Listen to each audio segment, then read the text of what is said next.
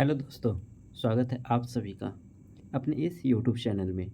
तो दोस्तों, आज का सेशन हम आप लोग के लिए बहुत ही इम्पोर्टेंट सेशन लेके आए हैं, जो कि अभी फ़िलहाल में ग्रेजुएशन यानी कि जो हम लोग का अभी ग्रेजुएशन आया है सेशन, नया सेशन 2023 से जो सेशन स्टार्ट हुआ है, उस सेशन में बहुत सारे चेंजिंग आए हैं। तो उसी के रिगार्डिंग हम कुछ टॉपिक्स आपके लिए लेकर आए हैं। ठीक है दोस्तों, तो हमारे आज का थीम रहेगा, इस सेशन का मेन मोटिव रहेगा, हमारे सेशन का क्या है मोटिव, कि बीए यानी कि जो बीए बीए हो गया, ये सिर्फ बीए नहीं, ठीक है दोस्तों, बीएससी या फिर बीकॉम, इन सब के लिए जो ग्रेजुएशन में है, सेमेस्टर में अच्छा मार्क्स कैसे लाए। दोस्तों, आपको पता है पहले ईयरली बेस्ड एग्ज़ाम होते थे, ठीक है? लेकिन अब in new session new education policy के तहत इसको सेमेस्टर वाइज में कन्वर्ट किया गया है दोस्तों, ठीक है? और आइए दोस्तों, इसमें आगे हम समझते हैं कि इसमें विशेष रूप से और क्या-क्या बताया गया है, इसमें क्या-क्या चेंजिंग लाया गया है, इसका हम डिटेल्स आगे करते हैं। सबसे पहले दोस्तों, हमारे पहली स्लाइड का है। इस सेमेस्टर इसमें क्या हुआ है कि इसमें है कि न्यू एजुकेशन पॉलिसी के तहत है कि पहली से 8वीं सेमेस्टर, इसमें सबसे पहले कितना सेमेस्टर है टोटल? टोटल इसमें बना है 8 सेमेस्टर, ठीक है? पहले नॉर्मल ग्रेजुएशन होता था 3 ईयर्स का, ठीक है दोस्तों? लेकिन अब ये सेमेस्टर कितने ईयर्स का अब ये कितने ईयर्स का ग्रेजुएशन होगा? 4 ईयर का, यानी 4 साल का ग्रेजुएशन होगा। 4 साल यानी सेमेस्टर का बात किया जाए, सेमेस्टर का, तो सेमेस्टर कितना होगा दोस्तों? 8 सेमेस्टर होगा, ठीक है दोस्तों? तो चलिए अब आगे बात करते हैं। इसमें पहले से 8वीं सेमेस्टर, मतलब 8 सेमेस्टर के एग्ज़ाम होंगे टोटल। इसमें आपको क्या करने होंगे, एडमिशन फ़ी हो गया, रजिस्ट्रेशन फ़ी, एग्ज़ाम फ़ी, ये सब क्या हो गया, आपको अलग से पे करना पड़ेगा। मतलब कि हर सेमेस्टर में, प्रत्येक सेमेस्टर में आपको एडमिशन लेना पड़ेगा, उसका रजिस्ट्रेशन कराना पड़ेगा, उसके जो एग्ज़ाम होंगे तो एग्ज़ाम का फ़ी भरना पड़ेगा, ठीक है? फिर ये सब हर सेमेस्टर आपको करना पड़ेगा। साथ ही जिन स्टूडेंट का प्रैक्टिकल पेपर रहेगा, उनका लैब चार्ज उनको अलग से पे करना होगा। लैब चार्ज 600 के अप्रॉक्स इसका लैब चार्ज रहेगा, ठीक है दोस्तों? 600 के अप्रॉक्स रहेगा। अगला अगला पॉइंट हमको, ठीक है दोस्तों? तो चलिए आज हम आपको बताते हैं कि सेमेस्टर परीक्षा में ज़्यादा से ज़्यादा मार्क्स कैसे लाएँ। ठीक है दोस्तों? बहुत सारे लोग इसमें कन्फ्यूजन में होंगे कि अब सेमेस्टर है तो क्या होगा? कैसे इसका प्रिपरेशन होगा? तो चिंता करने की बात नहीं है दोस्तों, सेमेस्टर है ये और इसका और अच्छे से एग्ज़ाम का तैयारी होगा। क्योंकि देखो, पहले क्या था? पहले ईयरली बेस्ड एग्ज़ाम होते थे। ईयरली बेस्ड एग्ज़ाम में होता था, उसका एक सिलेबस बन जाता था। मान के चलो कि अगर 3 साल में हमको अगर 15 चैप्टर पढ़ना है, 3 साल में अगर 15 चैप्टर पढ़ना है, तो 5 चैप्टर आपको ईयरली मिलता था, ठीक है? 5 चैप्टर में ईयरली मिलता था। अब आपको कहाँ से पूछेगा, कैसे पूछेगा, इसका कोई आइडिया नहीं होता था। लेकिन अब इसको भी डिवाइड कर दिया, मतलब कि 2 पार्ट में। इससे आपको क्या होगा, इससे सबसे बड़ा आसानी का बात ये रहेगा, मान 5 चैप्टर रहेगा, 5 चैप्टर में से आपको कितना अगर कैलकुलेट किया जाए तो 2.5, यानी कि कम से कम 2 से 3 चैप्टर के बीच में हमारा क्या रहेगा, क्वेश्चन रहेगा। मतलब फर्स्ट और सेकंड चैप्टर पढ़ के जाएँगे, हमारा सेमेस्टर पास हो जाएगा। तो सेमेस्टर एग्ज़ाम दोस्तों और आसान होते हैं। इसमें यही है कि आपको कम समय मिलता है आपको अपना प्रिपरेशन करने का, क्योंकि आपको फिर एग्ज़ाम, मतलब आप एडमिशन कराइएगा, रजिस्ट्रेशन करवाइएगा, यही सब करते-करते आपका टाइम, मैक्सिमम टाइम आपको क्या करता है, निकल जाता है। इसमें टाइम कम मिलने का संभावना रहता है। चलिए दोस्तों, अब आगे बात करते हैं।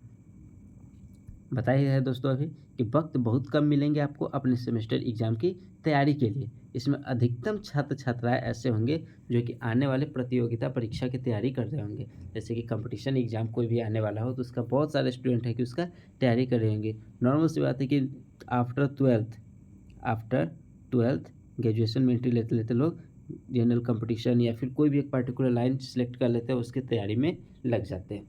ठीक है दोस्तों, अब आगे इन सबको ध्यान में रखते हुए बचे जो अब समय हमारा रेस्ट बच गया है, उसमें अच्छे मार्क्स लाने की तैयारी कैसे करें। मतलब कि अब जितना ही समय बचा है, अब इसी समय में हम अच्छा से अच्छा मार्क्स को कैसे लाएँ। ठीक है दोस्तों? तो दोस्तों, अच्छा मार्क्स लाने के लिए आज आपको कुछ टिप्स बताएँगे। उस टिप्स में पहला है कि आपको कम से कम 2 से 4 घंटा टाइम इस पर देना होगा। 2 से 4 घंटा का टाइम इस पे क्या करना होगा, कम से कम आपको देना पड़ेंगे, 4 घंटा से कम नहीं दोस्तों।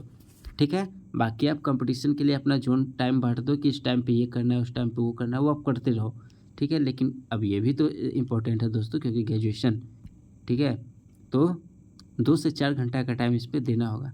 देखिए दोस्तों, चूँकि ये पहला सेमेस्टर है, तो कुछ ज़्यादा डीपली क्वेश्चन इससे नहीं रहेगा, इससे ज़्यादा डीपली क्वेश्चन नहीं रहेगा। मतलब कि एक होता है ना कि मिक्सचर, एक होता है कि मिक्स क्वेश्चन देता है, मिसलेनियस टाइप का।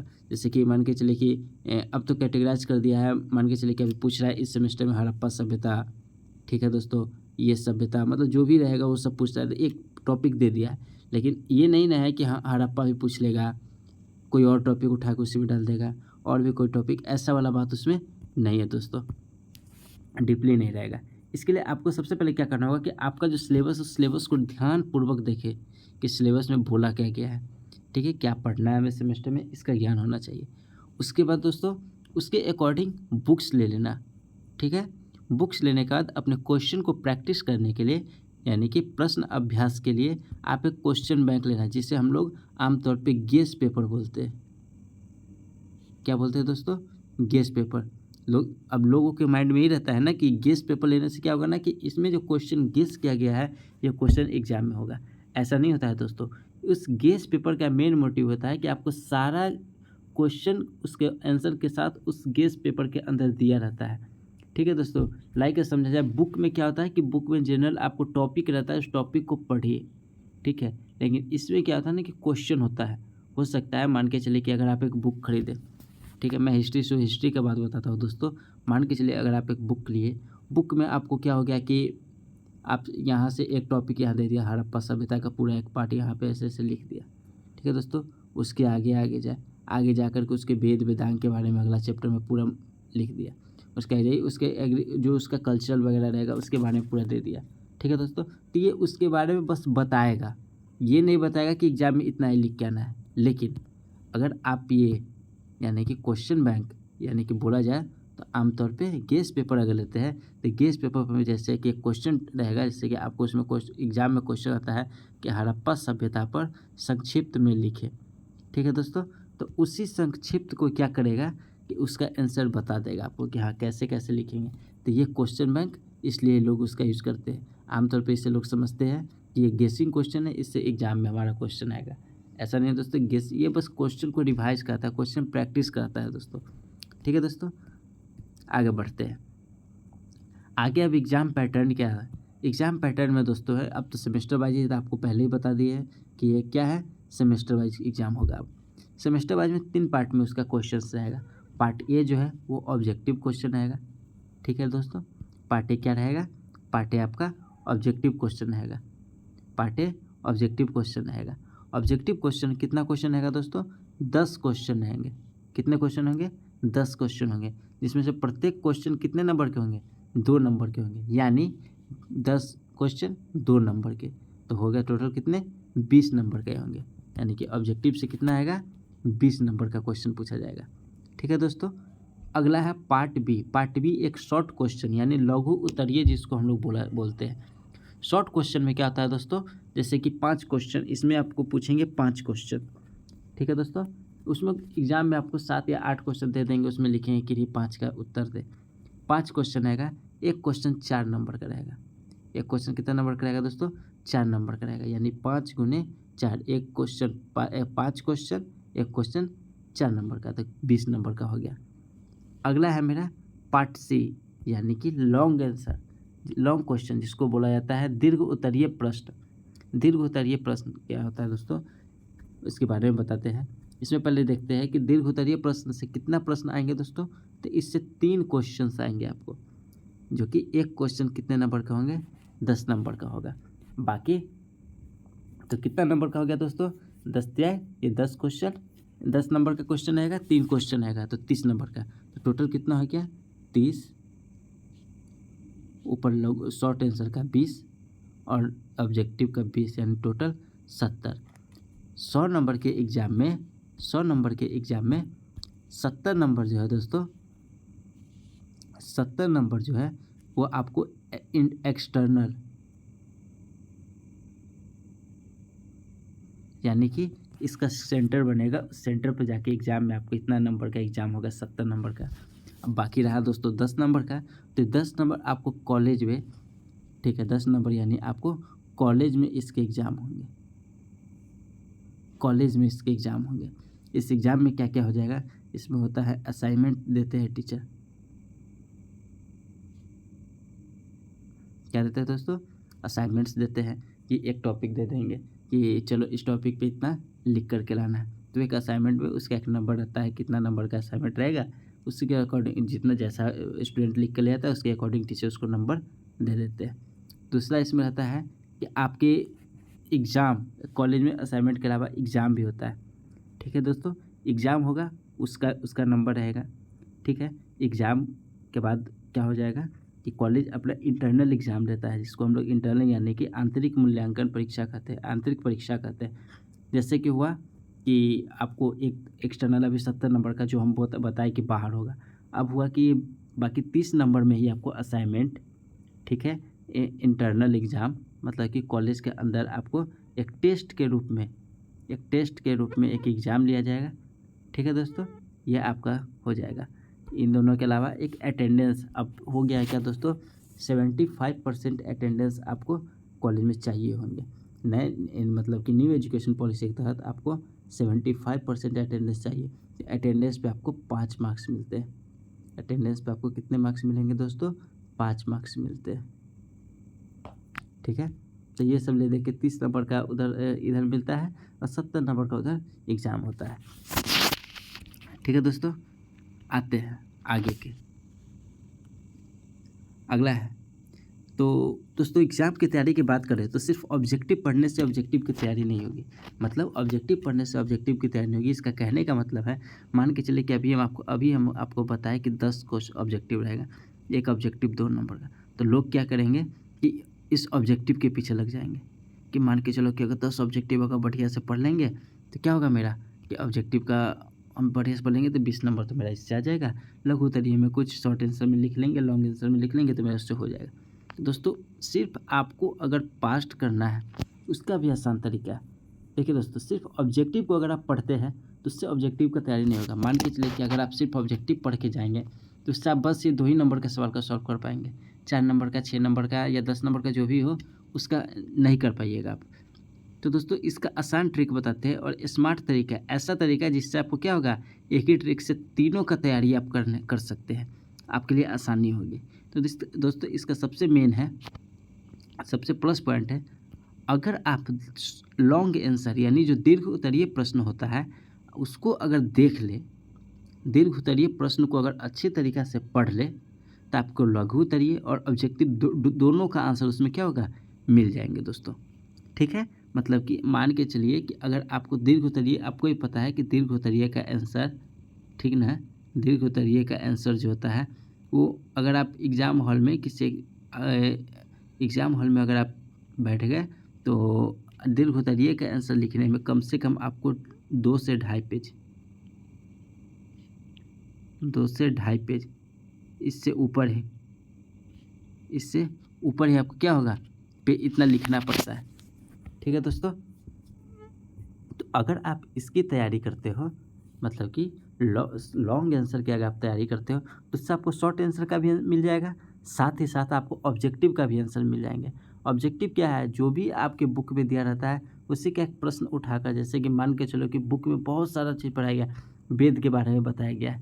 लेटेस्ट इंटरनल जो कॉलेज में एग्ज़ाम हुआ उस एग्ज़ाम में पूछा गया था कि बताइए वेद कितने हैं, वेद के कितने प्रकार होते हैं, या पूछ जाएगा सबसे प्राचीन वेद कौन सा है। तो आप इसे तभी जान पाइएगा जब आप उस लॉन्ग आंसर को या किसी सार को क्या करेंगे, पढ़े रहेंगे, ठीक है। तो दोस्तों आपके लिए सबसे प्लस पॉइंट रहेगा कि आप दीर्घ उत्तरीय प्रश्नों को क्या करिए, देख जाइए। दीर्घ उत्तरीय प्रश्न को अगर आप अच्छे तरीक़े से अगर देख लेते हैं तो उससे आपको लघु उत्तरीय यानी कि शॉर्ट आंसर और ऑब्जेक्टिव दोनों का आंसर आपको उसमें मिल जाएगा, ठीक है दोस्तों। आगे बढ़ते हैं। आगे बताया गया है कि हमारा ओवरऑल कहने का मतलब कि हमारा इस ओवरऑल कहने का मतलब है कि आप लोग 2 से 4 घंटा में ज़्यादा समय किस पे देंगे, दीर्घ उत्तरीय आंसर पे, मतलब जो दीर्घ उत्तरीय प्रश्न रहेगा उसके आंसर पे, उसको पढ़ने पे आप क्या करेंगे, ज़्यादा समय देंगे, जिसमें तीनों का तैयारी आपको क्या होगा, हो जाएगा। अब देखिए 2 से 4 घंटा में आप ज़्यादा टाइम किसको देंगे, दीर्घोत्तरीय वाले को। उसके बाद कम से कम 1 घंटा डेली उस 4 घंटा में से आप मान के चलिए कि 2 टू ढाई वही 2 से 2 से 3 घंटा आप उसको क्या किए, दीर्घोत्तरीय प्रश्न को दे दिए पढ़ने में। बाकी का जो 1 घंटा दोस्तों रहेगा, 1 घंटा में आपको 35 टू 40 मिनट क्या करना है, 35 से 40 मिनट क्या करना है, शॉर्ट आंसर को उठाना है, शॉर्ट आंसर सेलेक्ट करना है। मान के चलिए वेद के बारे में हो गया, ठीक है, किसी प्रमुख वेद मतलब वेद के 4 पार्ट होते हैं, उसमें किसी एक को उठा लीजिए, ऋग्वेद हो गया, उस पर कुछ टॉपिक बना के अपना लिखना स्टार्ट कीजिए। जो आप दीर्घोत्तरीय में पढ़े हैं उसमें से निकाल करके शॉर्ट आंसर लिखने का ट्राई कीजिए। शॉर्ट आंसर ज़्यादा नहीं, अगर आप कॉपी का पेज का देखा जाए तो हाफ पेज, ठीक है, हाफ पेज से या फिर 1 पेज पूरते आप शॉर्ट आंसर तक इतना कर सकते हैं। ठीक है दोस्तों, इससे आपका क्वेश्चन जो होता है अच्छा मार्क्स उसमें आ जाएंगे, मिल जाएंगे उसका मार्क्स अच्छे से। लेकिन हाँ, आपको उसके लिए हैंड राइटिंग भी अच्छा होना चाहिए और एक वे में लिखा हुआ होना चाहिए कि हाँ, अगर आप उसके बारे में लिखे हैं तो क्या ये सही है, ऐसा होना चाहिए। ये नहीं कि कुछ भी लिख करके चले आओ।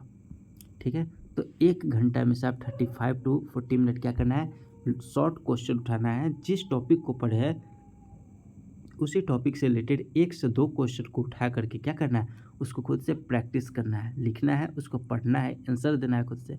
ताकि इसका क्या होगा कि उसके खुद से अगर पढ़ेगा मतलब है, दीर्घोत्तरीय से छाँट कर लिखने का मतलब है आपको एग्जाम और व्यू से बहुत ही अच्छा हो जाएगा। उसके बाद बचेगा 20 मिनट। 20 मिनट जो टाइम हम आपको इसमें से वेस्ट करा है वो आपको किसके लिए करा है, ऑब्जेक्टिव के लिए दोस्तों।